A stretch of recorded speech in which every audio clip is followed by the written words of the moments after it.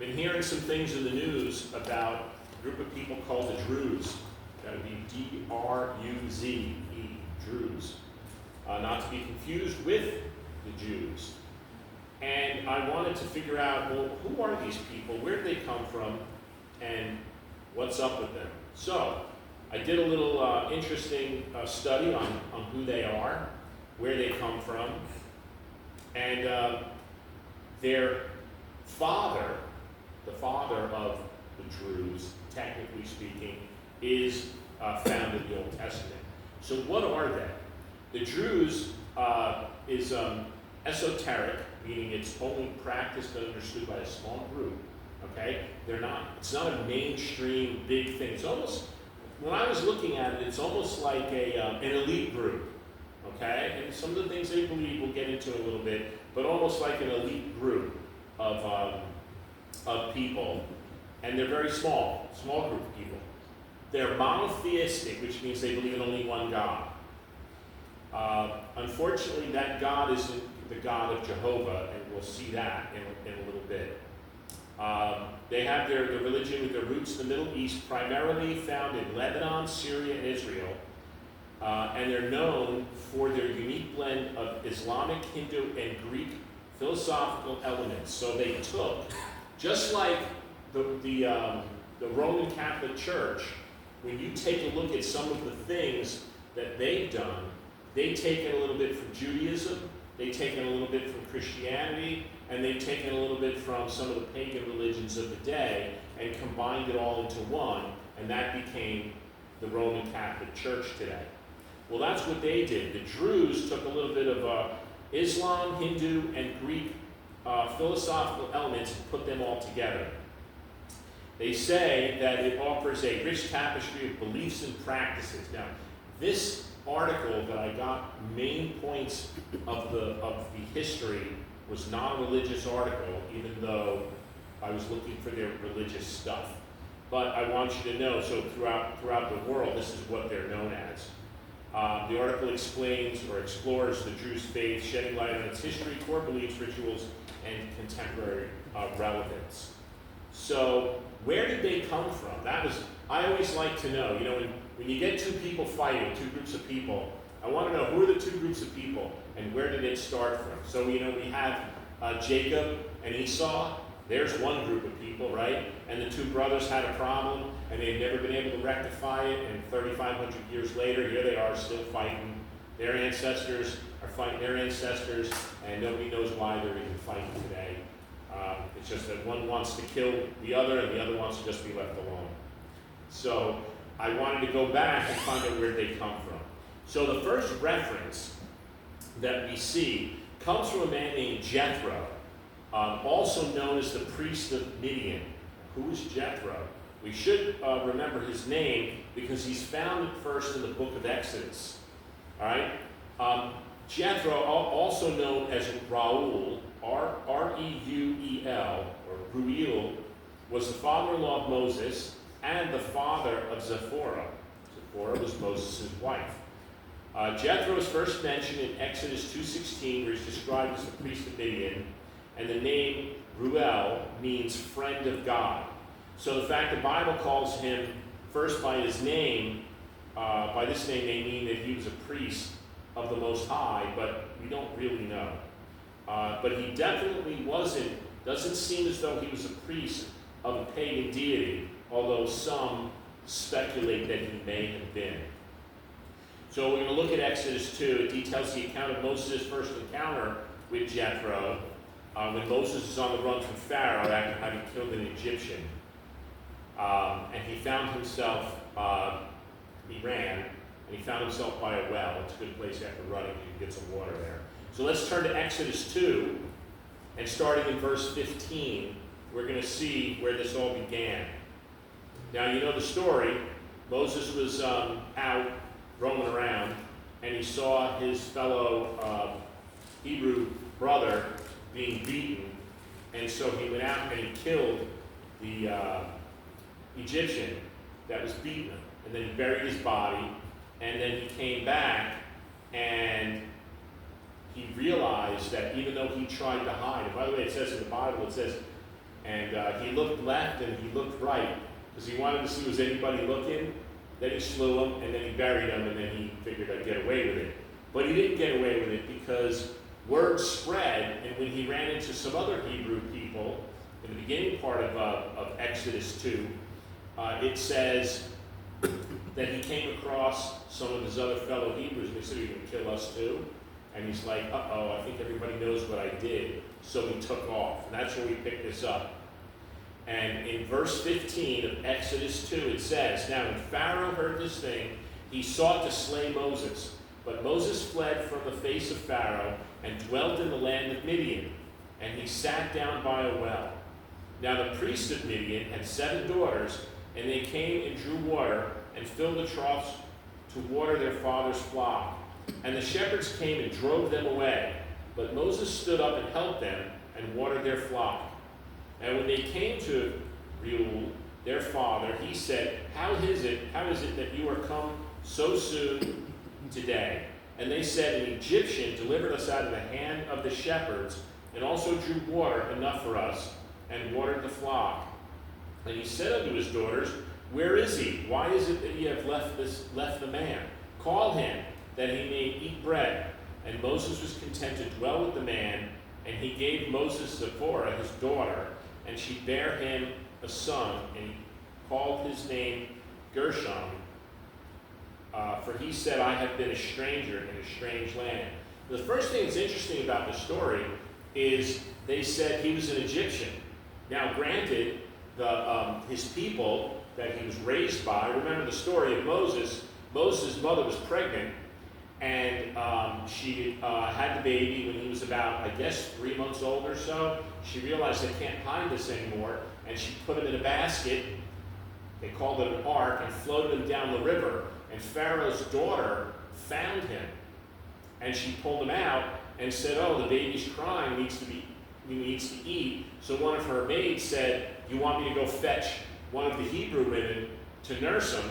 And the mom was standing right, off to the side. She said, "Okay, I'll take care of that for you." So she got to nurse her own child, which is a very interesting story about how God actually took care of Moses and let his mom be a part of his life. So we remember that part here. And but anyway, he was referred to as an Egyptian and not one of the Hebrews, but yet when I think he was dressed like an Egyptian, wasn't he? What's that? He was dressed like one, But wasn't he? he probably was, and that's why when the 2 Hebrew guys saw him, said, "Are you here to kill us too?" So they said, "No, Egyptians are out killing the Hebrews," but that wasn't the case because that was his fellow brethren. So the story goes here that the daughters were feeding, watering the cattle, and Moses came along and helped them. So he got all this stuff. They got their work done early, and they went home. And Dad's like, "You mean you met a guy and you didn't bring him home? He helped you out? Go get him. Bring him back for dinner." And so they went and they grabbed Moses, and he came, and he stayed with them. Okay, so the story is that he hung out with them. Now, Zipporah had sisters. One of the sisters is the mother of the Druze. That's where they come from. All right? One of the 7 daughters, they were shepherdess, and that's where this started from.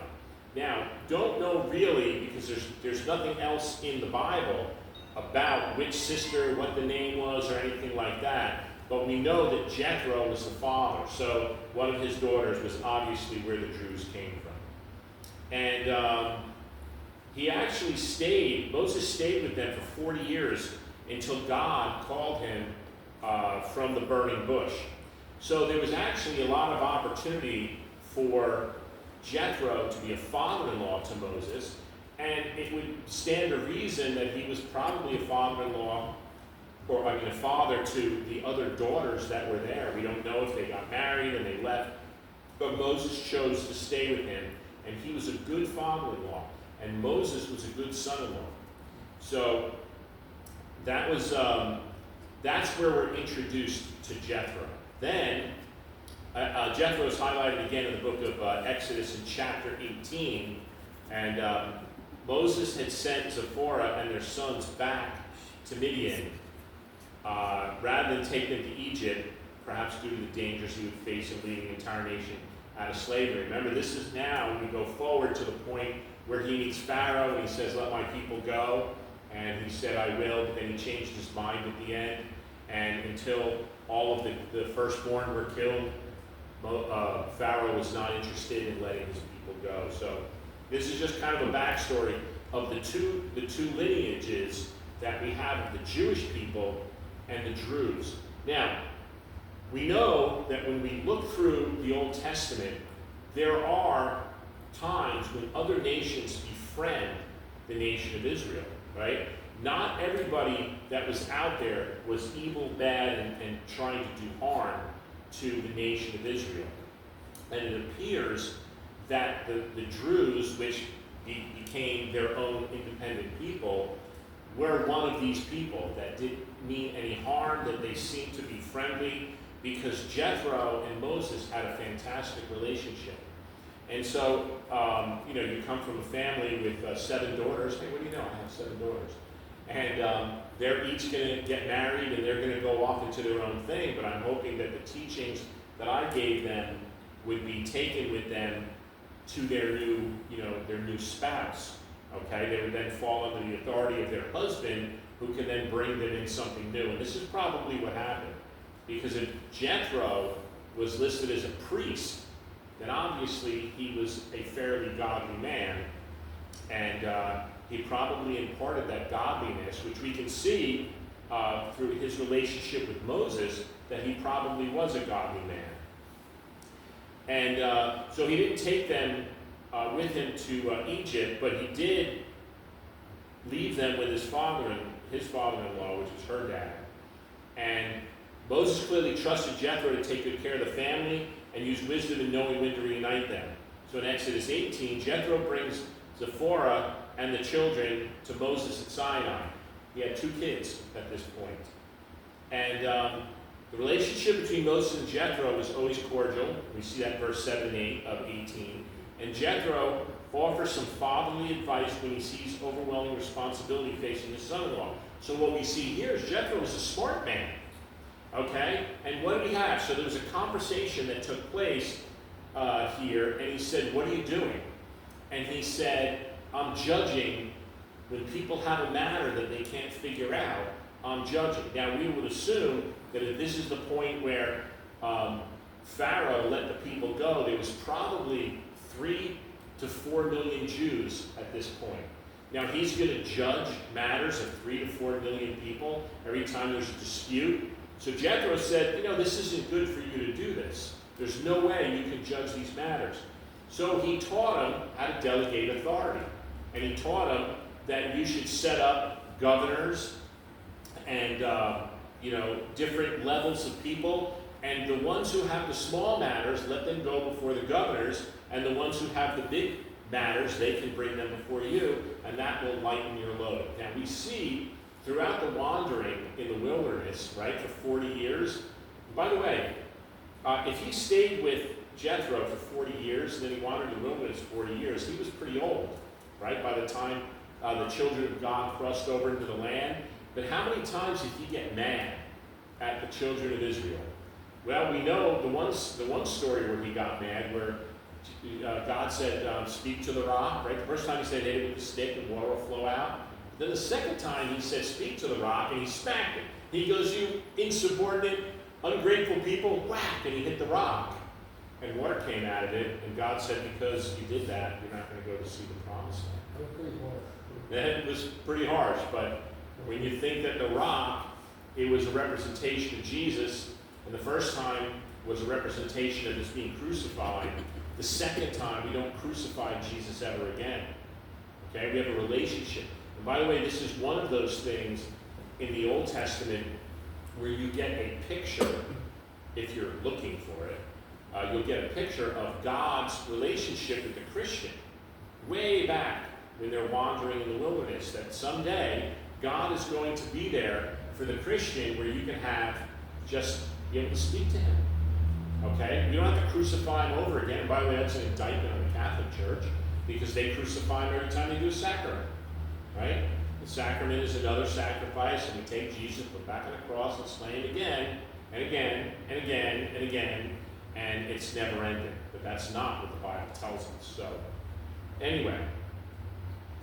So we find from all this, just in the Bible, that Jethro is a godly man of integrity who played a small part in God's story of deliverance of the Israelites, and he's a good role model for as an in-law. He has offered wise counsel and stepped in to help when needed, and then he got out of the way. So an excellent father-in-law. Everybody should wish for a father-in-law as good as Jethro. So let's now go back, fast forward years and years and years, and what do we see? That the Druze came out of this, out of one of the daughters.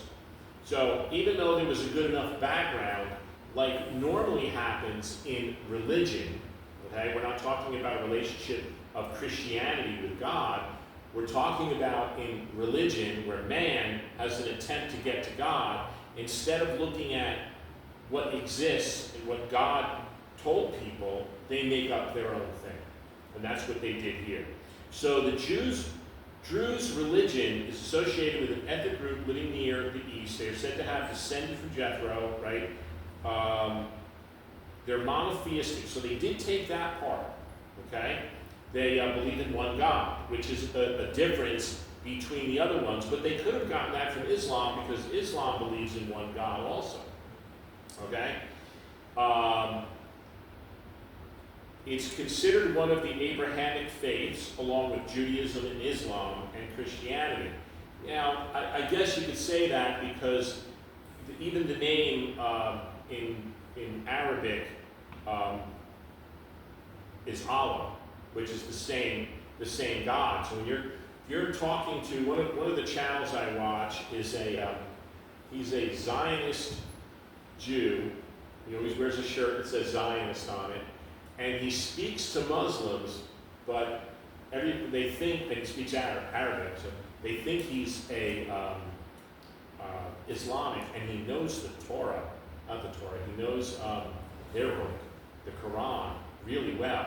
So he pulls out verses of it, but when he's talking about all the different people, he's saying it in Arabic, so I learned a little bit, a couple of the Arabic words, and he's able to actually talk to them, and they're all confused when he's done with them because he's using their own book to show that the Jews, the land belongs to them. So what makes it different than the rest of the religions? Well, it's different, first of all, that they're monotheistic, right? One God.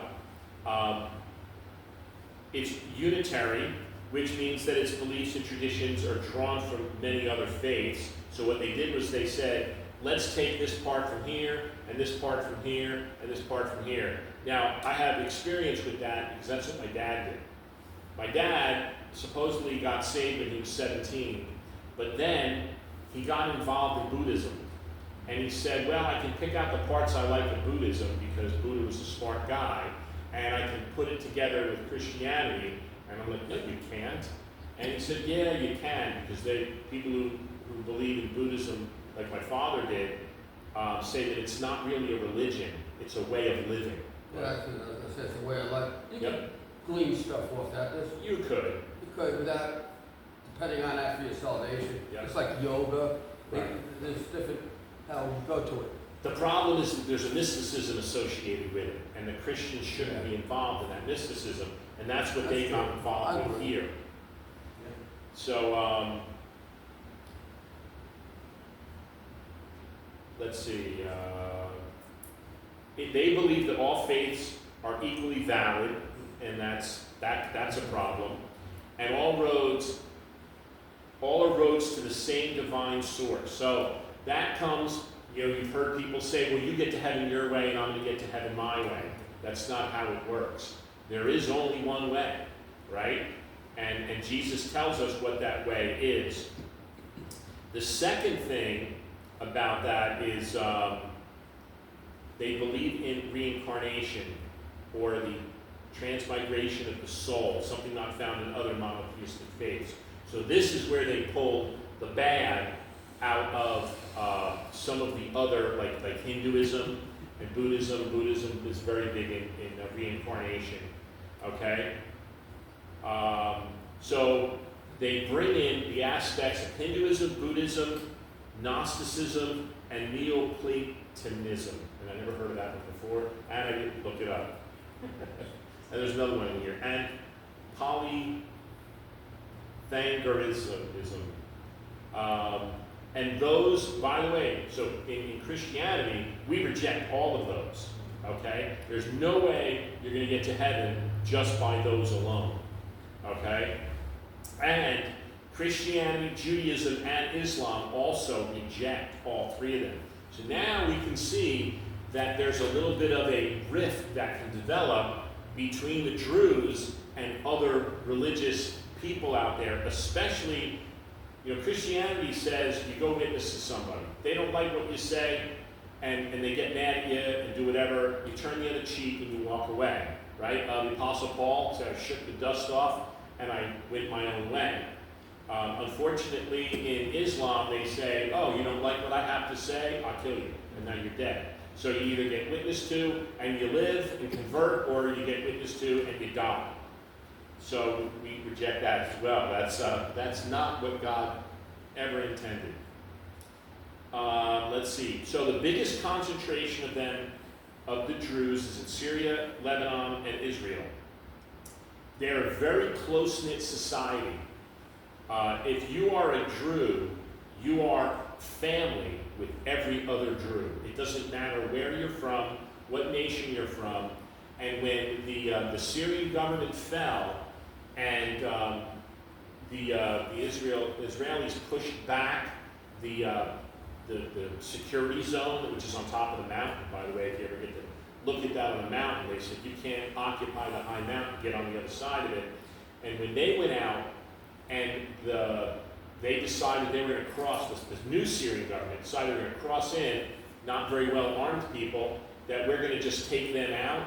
Jews from the other nations rushed across the border to help defend their brothers. No matter what country they're from, you are our brothers and our sisters, so they're very close-knit. Unfortunately, the Islamic terrorist groups such as ISIS believe the Druze to be infidels and always target them with violence, along with many other religious groups in the Near and Middle East whose beliefs are opposed to radical Islam. Now, I wouldn't want to be on the wrong side of the Druze because there's a lot of them, okay? They say there could be up to 1.5 million Druze between Israel, Syria, and Lebanon, and they all seem to flock together. Now, unfortunately, even a large group of them is no match for a tank, but if they got you out of the tank, after you just fired on one of their people, they'll probably beat you to death, okay? They're not warlike, but they will defend themselves at all costs. Now, they do have weapons that they use. We've seen some of that. If you watch the more honest news reporting of what goes on over there, you will see that they are armed, but they don't have tanks. They don't have a military for themselves, which is sad because that gives the jihadists the ability to go in there and really wreak havoc with them. And let's see what else we got here about them. We talked about reincarnation. They believe in that. We believe that once you die, you face judgment. That's the end of that. So when did the faith emerge? Well, it was around the 11th century in Egypt during the reign of the 6th Fatima Caliph, Al-Akmin bi-Allah. Okay, sorry, I don't speak Arabic. The religion was founded by some guy. He's one of their prophets, Hamza Aban, who declared Al-Hakim to be the divine manifestation. Over time, the Druze community migrated to the mountainous region of the present-day Lebanon, Syria, and Israel to escape persecution and maintain their distinct religious identity. So what happened was, with these people, is that they went out and they just wanted to be left alone. Now that's something they have in common with the Jewish people. You know, the Jewish people were minding their own business in the 1920s, okay? They weren't out, going out in the world, ticking people off. I know that in our country, sometimes we have experience with Jewish people, and sometimes the Jewish people in the United States can tend to be a little bit more rude, a little bit more inconsiderate than the Jewish people in other nations. But to persecute them just because of who they are, not because of what they've done. You know, first of all, you don't kill someone because they're rude, okay? And you certainly don't kill everyone who is of that ethnic persuasion because a couple of them are rude, all right? Well, the Druze have the same thing. They just want to be left alone. They weren't out, you know, doing anything to harass people or trying to proselytize. One thing that the Jewish people don't like is they don't like when Christians come into their country and try and convert them to Christianity. They're not fond of that because they say we have our own religion. You know, we're God's people. Don't tell us that we need another God. That's how they look at it. So the Druze don't seem to be as offended by that when it happens, but they just really want to be left alone. They want to be able to have families and live in peace in a peaceful world. So, at the heart of the Druze faith is the belief in a single, transcendent God, referred to as, this is the name that I was coming to before, Al-Mudakar Al-Akbar, and it means the ultimate mind. Jewish theology emphasizes the unity of God and rejects any anthropomorphic representation, which means that God doesn't have a form, which means that dude up there would not be God to the Druze. Now, Christians are supposed to reject that as well, okay? The reason we don't know what Jesus really looks like, we have some ideas, but we don't know for sure, is God doesn't want us worshiping an image. And the Druze take that to heart, and you'll never find an image of what they worship because they're not supposed to. All right? One of the other distinct aspects is that the belief in the concept of reincarnation, and that gets a little bit crazy. Druze doctrine holds that the soul is eternal and undergoes a cycle of rebirths. This cycle continues until the soul achieves purification and unity with the divine. Each incarnation is seen as an opportunity for spiritual growth and moral development. Well, we totally 100% reject that as Christians, and unfortunately, in the Jewish community, there is a small group of people, rabbis I might add, who do believe that the soul can be cleansed after death, and that's what hell is about. So they don't believe in an eternal hell, they believe in a part-time hell. You go to hell to get your soul cleansed. What's that? Purgatory, right? And then the Catholic Church, of course, came up with that as well, where you're going to get purgatory until your soul is cleansed. But we know that there's only one cleansing, and the Druze don't ever mention the name Jesus. There's also a couple of other things that are interesting, which we'll see in a few minutes, about some of this stuff about that. But you can see that that comes from the Hindu side and the Buddhist side, where they took things that they liked and they threw that in there.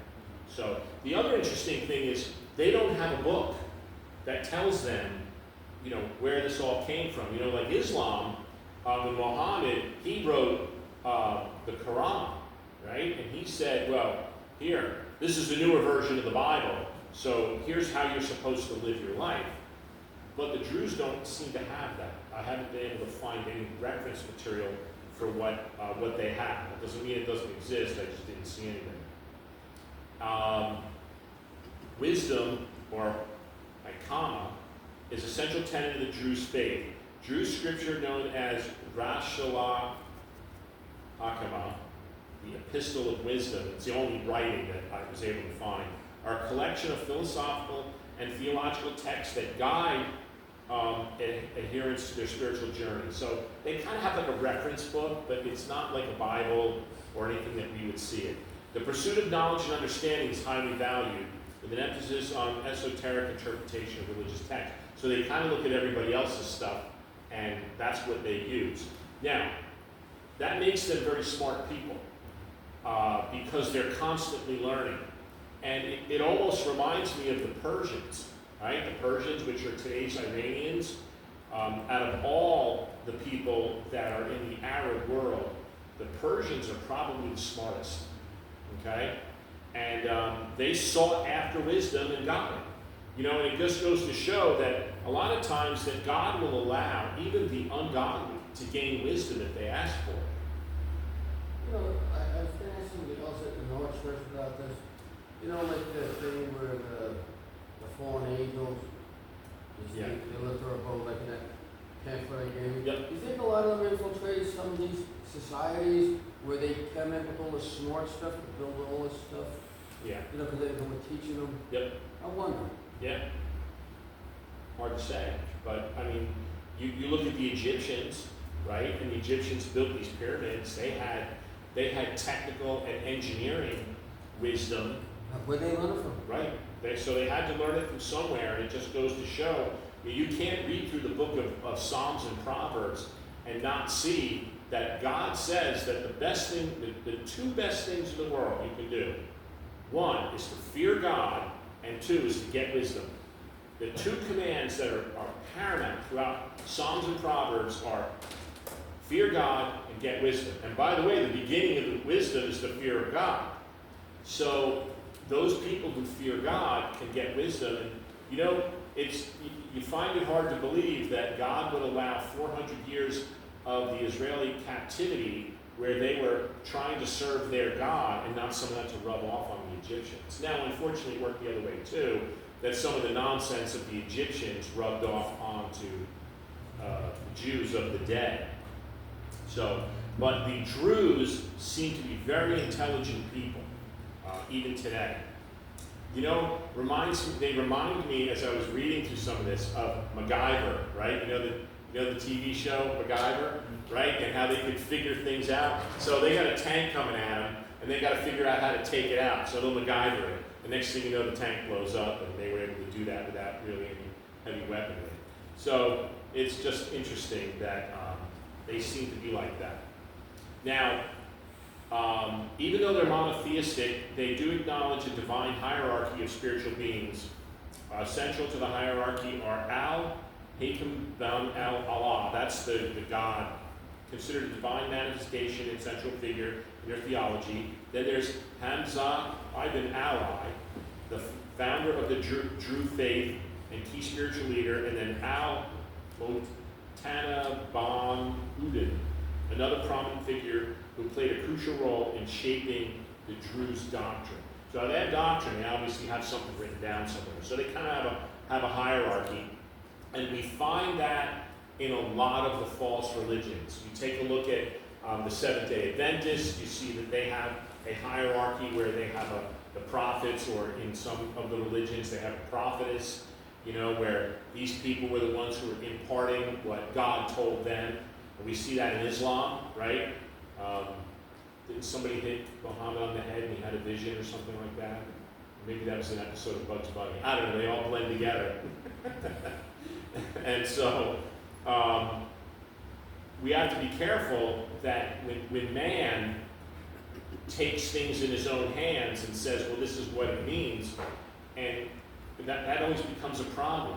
And in looking at a lot of the writings of the Jewish people today and the rabbis, and reading through like the Talmud, which is the writings of the rabbis, and there's the older version and then the newer version, you see what man has taken the Old Testament, which we can read, we can open it, we can read it, we can study it, we can understand a lot of things in it, but they decided to interpret it for us. And they said, we're going to come up with an interpretation so you don't have to figure it out on your own. And a lot of the stuff in there can be pretty weird. Okay? And so I thought that some of the things about, you know, I'll just give you an example, that it said something about having a rebellious son in the law. And it says that if you have a rebellious son, then you can take him out and you can kill him. The problem is, they said, well, how old would he have to be before you would consider him rebellious? So the rabbis got together and said, well, we think if he can grow facial hair, he's old enough to be taken out and killed. Well, what if the father thinks he's rebellious, but the mother doesn't? Oh, well, then they came up with another hierarchy to determine if, so they added all these rules to the Jewish law that were not in there. And I think that if you just followed what the Bible said, you would have done well. But if you didn't follow what the Bible said, then you get all these strange, crazy things, and the religion of the Druze is one of those. All right? One thing that's interesting, there are no rituals in the Druze religion. All right? They lack any formal rituals, places of worship, or clergy. There's no priests. There's no rabbis. There's nothing.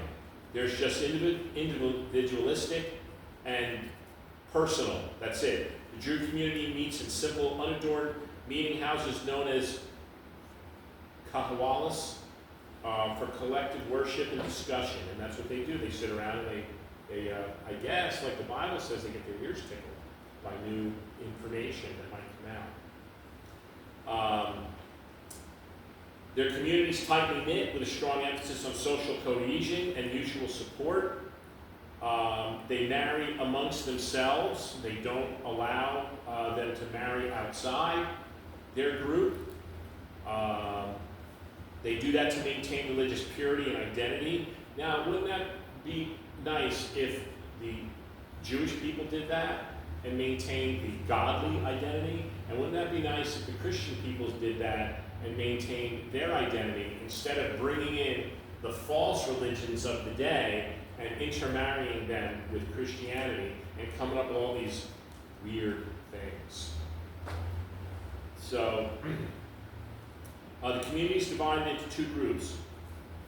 Another good word here, ukal. The initiated who are knowledgeable about the esoteric teachings and serve as spiritual leaders, and junao, the uninitiated who follow the basic ethical and moral teachings of the faith without accessing the deeper esoteric knowledge. So you have the leaders and the followers. That's the best way to describe it. They are very moral people. Okay, they believe in a morality based pretty much on godly beliefs. They believe in truthfulness. They believe in loyalty to both community, family, and those types of things.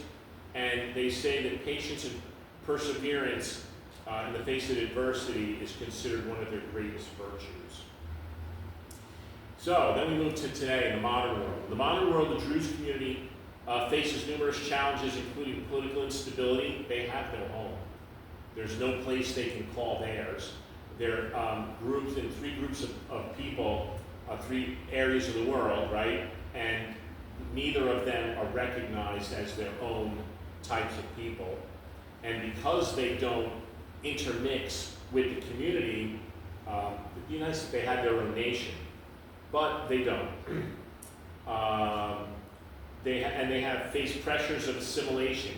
Now I can see that, having teenage daughters, that they would want to, go out to the movies with their non-saved friends. Teenage sons who want to hang out and play sports with their non-saved friends. The Christians mixing with the non-Christians, and they don't really like that in the Druze community.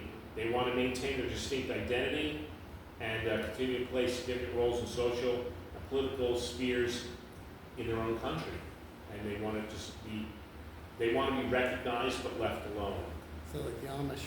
What's that? Sounds a little bit like the Amish. And there seems to be a lot of similarities between them and the Amish. Recent years have seen revival and interest in Druze culture and heritage. Efforts are being made to document and preserve the unique traditions of the Druze, supported by both local and international organizations. So that's pretty much who they are, what they believe. Obviously not Christian, not really interested in Christianity, not interested in salvation through faith in God.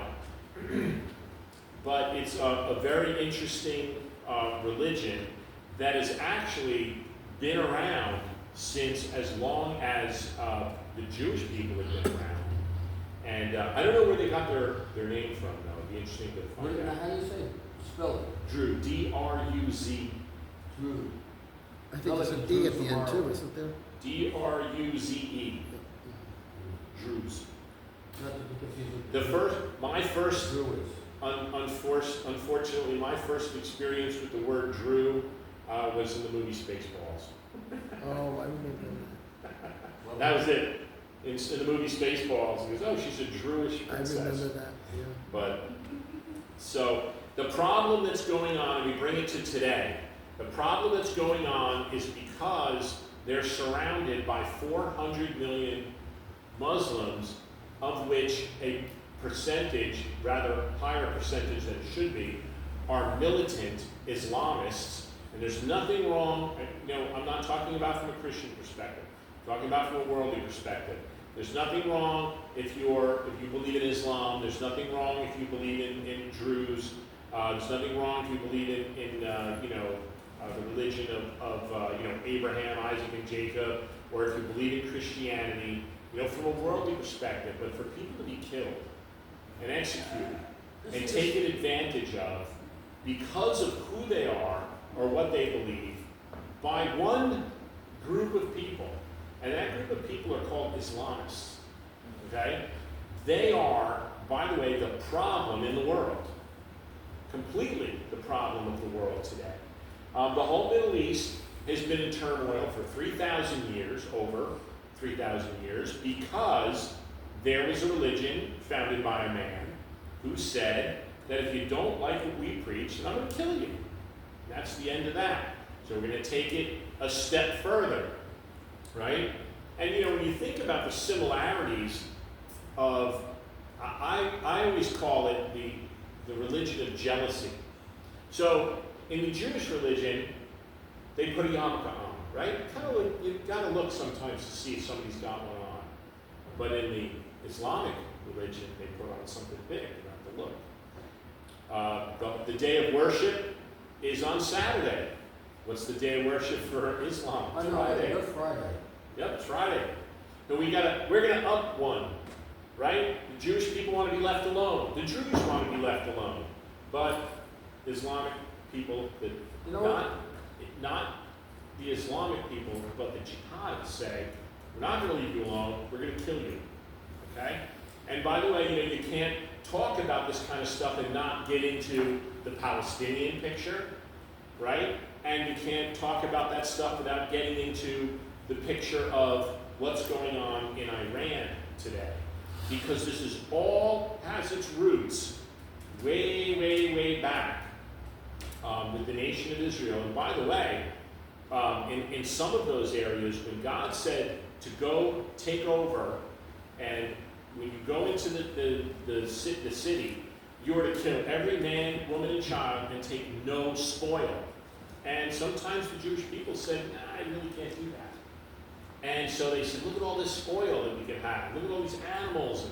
And their women are good looking. We're not going to kill them all. And look, their men are strong. We can use them as slaves. All the things that were prohibited under the Jewish law, but yet they did it. And then what happened? All of these people who are surrounding them today are all the remnants of the stuff that they didn't do when God told them to do it. God wasn't kidding. Imagine if Noah said, when God said, I want you to go build me an ark. He goes, yeah, I don't really feel like it. I'll build something else. And he built himself a house instead of an ark. Imagine that. And then what would have happened? Well, we know God would have gotten somebody else to do it. But, the idea is that we just can't ignore God. And when we do, there's repercussions. And in this case, there's repercussions all the way, thousands and thousands of years into the future. So I hope this opened your eyes to a small group of people in the world that are really being persecuted right now. They're just going in. I don't know if you've seen any of the videos that are out there. A lot of them have been banned because they violate their standards of certain channels. But they took this one guy who's considered a priest of some sort, and they shaved him, then they shot him in the head and killed him. And they shaved him to humiliate him. And it was the jihadists who did this, and that happened in Syria. And it's a common occurrence that's going on, unfortunately, and the media doesn't want to talk about this.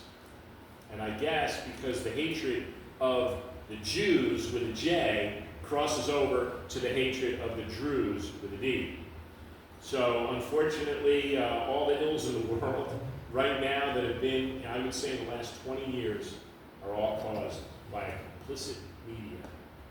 And I won't go any further into the political aspects of it, but you know, these people they need Jesus. They need the Lord. Because when they do get killed, they're going to meet their Maker, and it's not going to be who they thought it was. And you know, they're waiting for reincarnation. As their soul is burning in hell, they're going to be waiting a long time, like eternity. So we need to pray that people that are intelligent and smart, like the Persians and like the Druze, and you know, the Jewish people are very intelligent as well. You know, if you take a look at any major advancement in society that's come out in the last 100 years, there is almost always a Jewish person behind it. Almost always. God has given incredible wisdom to some of these people, even though they're rebellious and not obeying God's law, whether it's His moral law or anything like that. But God is still blessed, and God has blessed the nation in every war that they've been involved in. So God is keeping a watchful eye on His people, but they're all going to hell. They all need to be saved. Even though they're considered God's people, God knows them, but they don't know God. And that's the worst part of the whole thing, is that God isn't who you made him. God is who He is. And we need to get to know who God is if we want to experience genuine salvation. And I think that everybody here who's named the name of Jesus knows who God is, and we don't know Him as well as we should. And that's why we should continue to open up our Word of God each and every day. We should look into it. I tell people, you don't know what to read? Start reading through the New Testament. Start reading the book of Romans. Just go to Revelation. Go to Jude. If you want a more historical aspect of some things, then read the Gospels, Matthew, Mark, Luke, and John. If you want a historical perspective of the church, read the book of Acts. But if you want to know who God is, read the Word of God. This is His Word. God spoke it, and He wrote it down, and we can get it in any format. You know, it's nice. I have my phone with me all the time. I can always pull up my Bible app and start reading, as long as I don't have a spam voicemail. That was weird. So, anybody have any questions? No?